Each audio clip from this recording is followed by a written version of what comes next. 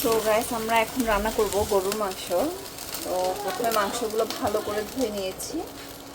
মাংসের হাড় চর্বি সব একসাথেই মিক্স করে নিয়েছি।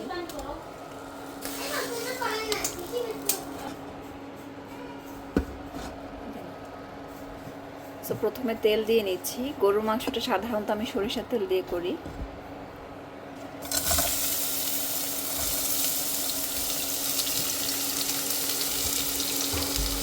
তো এখানে আমি নিয়ে নিয়েছি পেঁয়াজ, দারচিনি, এলাচি, তেজপাতা।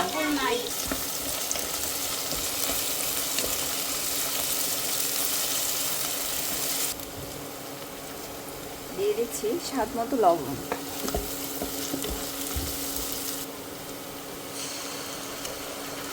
দিয়ে দিলাম আদা রসুন।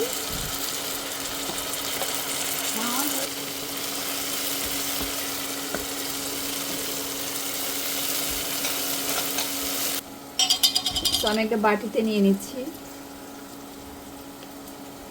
স্বাদ মতো মরিচ,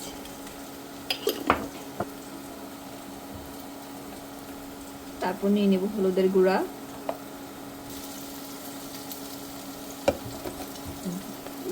এরপর নিয়ে নিচ্ছি ধনিয়া গুঁড়া। কোনগুলা একই দেন এটা হচ্ছে রাঁধুনি গরু মাংসের মশলা। হালকা শুকাইয়া বাদে বাজিয়ে যাবে। হ্যাঁ, এরপর দিয়ে দিলাম জিরা গুঁড়া, দারচিনি আমি দিলে আইছি। দিয়ে দিচ্ছি গরম মশলার গুঁড়া।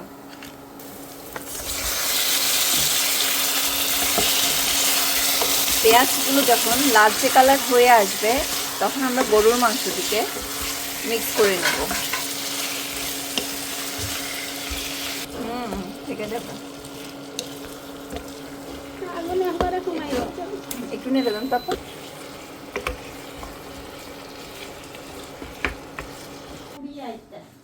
আমি এখনো মশলাগুলো মিক্স করিনি।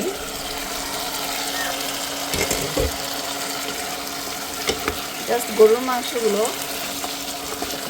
প্রথমে মশলা ছাড়া একটু কষিয়ে নিচ্ছি।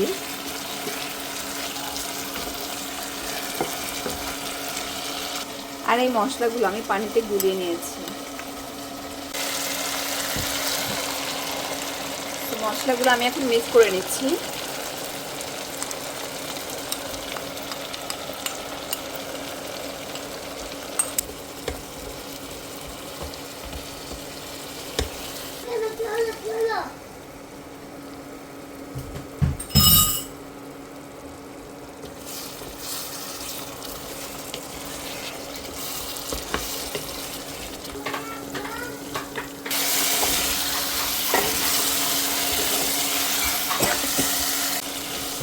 আমি কিন্তু অফ ক্যামেরায় অনেকবার নেড়ে দিয়েছি। তো এখন আমি পানি দিয়ে দিব।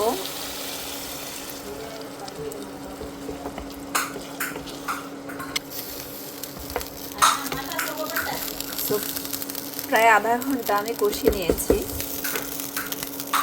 মশলা দেওয়ার পরে। এখন আমি পরিমাণ মতো পানি দিয়ে নিব।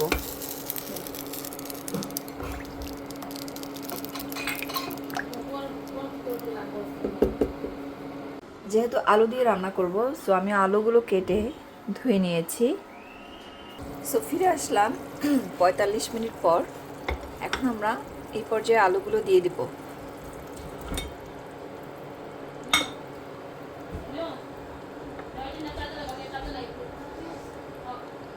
আলুটাকে মাংসের সাথে মিক্স করে এখন আমরা ঢাকনা দিয়ে ঢেকে দেব। সো ফিরে আসলাম 35 মিনিট পর। দেখতেই পাচ্ছেন মাংসের কালারটা কত সুন্দর হয়েছে। দেখে এখনই নিশ্চয় সবার জিভে জল চলে আসছে।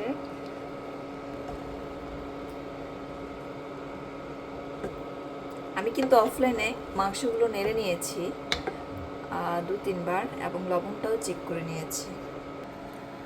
আমি জাস্ট মাংস এক পিস নিয়ে টেস্ট করে দেখব যে সেদ্ধ হয়েছে কিনা।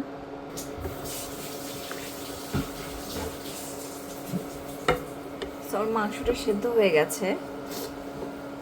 এই পর্যায়ে আমি চুলার আগুনটা নিভিয়ে দেব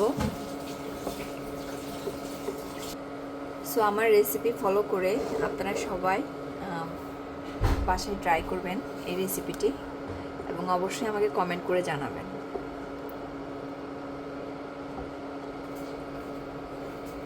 আজকের ভিডিও এই পর্যন্ত। সবাই ভালো থাকবেন, দেখা হবে পরবর্তী কোনো ভিডিওতে।